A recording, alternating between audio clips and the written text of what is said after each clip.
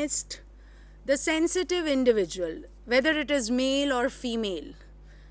I would here just for a minute would like to interrupt and say that Anita Desai's novels prominently talk about women characters as their protagonist, but she is not in line with any of the feministic sort of a viewpoint. She is not talking about women's liberation or the discriminations in that feminist way of it. So when we talk about her protagonist, we are going to keep in mind both male and female. I read, the sensitive individual, male or female, is poised against hostile or indifferent forces of the family or the society, leading to suffering and utter loneliness. And here comes the theme of loneliness again, where both male and female protagonists come down to their doom, or rather to their merciless end, because they are left in the midst of hostile people around them, or rather hostile circumstances. Here I quote Arya Ghosh, who says, her characters are torn. I quote, they are torn. Her novels chart a peculiar path of circularity where texts only begin and re-begin and end by coming back to the point of beginning once more. And that is what is often reported, or rather remarked, by students of literature when they read so many varied, they come across so many varied text writers, that when they have a psychological novel before them, they are rather confused, or rather they find it rather, I don't say absurd, but definitely they are not able to understand in one reading. Let's proceed further. Now, from here, I would like to discuss the technique she has adopted in her novels, and not completely a stream of consciousness technique, but to some extent she is the first Indian English fiction writer who has endeavored to bring the stream of consciousness mechanism technique in her writing. I quote, as it has been refined since the 1920s, stream of consciousness is the name applied specifically to a mode of narration that undertakes to reproduce, without a narrator's intervention, the full spectrum and continuous flow of characters' mental process, in which sense perceptions mingle with conscious and half-conscious thoughts, memories, expectations, feelings, and random association. This is Abraham's definition, where we are given a brief idea of what the stream of consciousness technique means, and what, as a student of literature, and especially as a student who has to analyze a psychological novel, has to keep in mind that whenever we are reading a psychological novel, we are more into the understanding of the mental process in the whole, we are rather with the mental process of the character. We are very much with the conscious, subconscious, half-conscious state of the character whom we are reading, and that is the definition of stream of consciousness. But when we apply this to the novels of Anita Desai, again we come across that definitely in her novels we find the probing into mental processes. Her novels depicts the flux of emotions and sensations passing through the consciousness of a character. It is concerned with the pre-speech level of thoughts and emotion. Again, when we read a psychological novel, the first thing after reading is a feel of confusion. You are left in a state of chaos. You can read on the screen, the novelist places us within the mind of characters and shows what is happening in his soul at the subconscious or even the unconscious level. And now this is what we call the psyche. The psychology, psyche, these are the terms which are very much in line when we talk about any stream of consciousness, and that is what it means. It depicts the chaos and incoherence, the welter of sensations and emotions that constitute the human consciousness. What is welter? Welter is the confusion, that is incapability to handle, or rather left in a state of despair, of sensations, emotions that constitute human consciousness.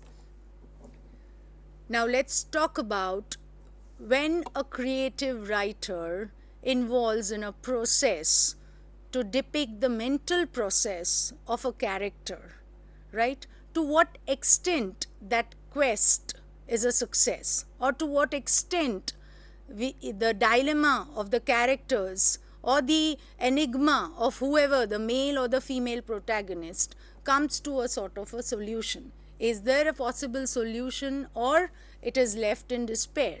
Now, when we talk about Anita Desai, her canvas is the mindscape of her characters, and it is the inner reality she explores. The conflict between self and society, or forces beyond the self, and the search for solutions or answers on the part of the self assumes the pattern of a quest within the framework of the narrative.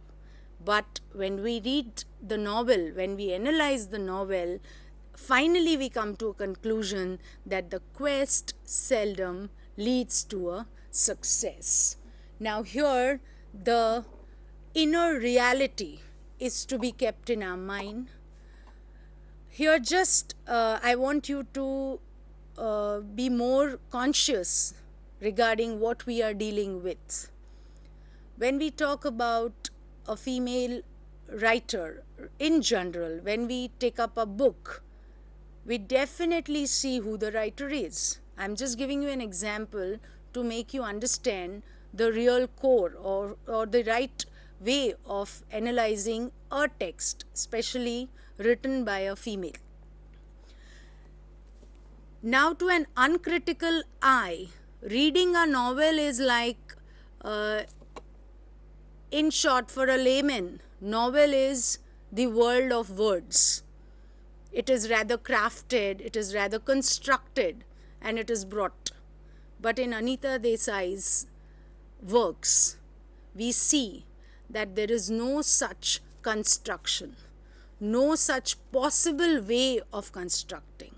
Things come in a flow, things come in a very chaotic fashion, because she is trying to explore the unexplorable, and that is the inner reality of the self. Now, this inner reality of the self, in quotes, is to be kept in very much in the center, because when we discuss further the main protagonist Maya, we are not talking about the superficial character Maya, that how she looks, how she behaves, what she is, but we are more into the process of her inner reality, of her instincts, of her carvings, what she wants, what she desires, what are her expectations from others. And these are the questions which are to be answered if we read a character sketch in a psychological novel. Let's proceed further. Now, talk about the mode of writing. We talked about the technique, that is stream of consciousness technique she has adopted, not in its maximum, but to some extent her novel she writes in that stream of consciousness. Now, when we talk about the mode of writing, a succession of images that externalize the internal conflict is the mode adopted in her novels. That is, the images, the symbols she uses is to externalize the internal conflict. Then she gets into manipulation of time is another characteristic feature that is very important. And the most prominent one is time constantly shifts between past and present and is always subject to the inevitable influence of the past. That is, shifting from present to past and past to present is one of the prominent trait of any psychological novel, which is very much found here too. Let's focus on the particular text today we are going to discuss, and that is her debut novel, Cry the Peacock, written in 1963. And the theme, or rather it is focused, who is focused? It's purely a woman-centered narrative in the first person. It gives voice to the fears, anxieties and sorrows of a hypersensitive woman, Maya, verging on neurosis. Now I'll read this once again because this is the protagonist we are going to talk about. She is a hypersensitive woman. Maya is a hypersensitive woman verging on neurosis. And now here again we enter into the world of psychology, where we are going to again ponder on certain terms like neurosis, psychosis, and many other terms related to psychology, that is split personality, dual personality, and so on. Now let's move on to the next. Now from here we begin the character sketch of Maya. Maya is neurotic, sensitive and imaginative. And this is what makes her character very complex, that she is neurotic, at the same time very sensitive and again imaginative. Maya is full of life and wants to enjoy life to the utmost. She is interested in all the good things of life, in the life of birds, animals, in poetry and in dance.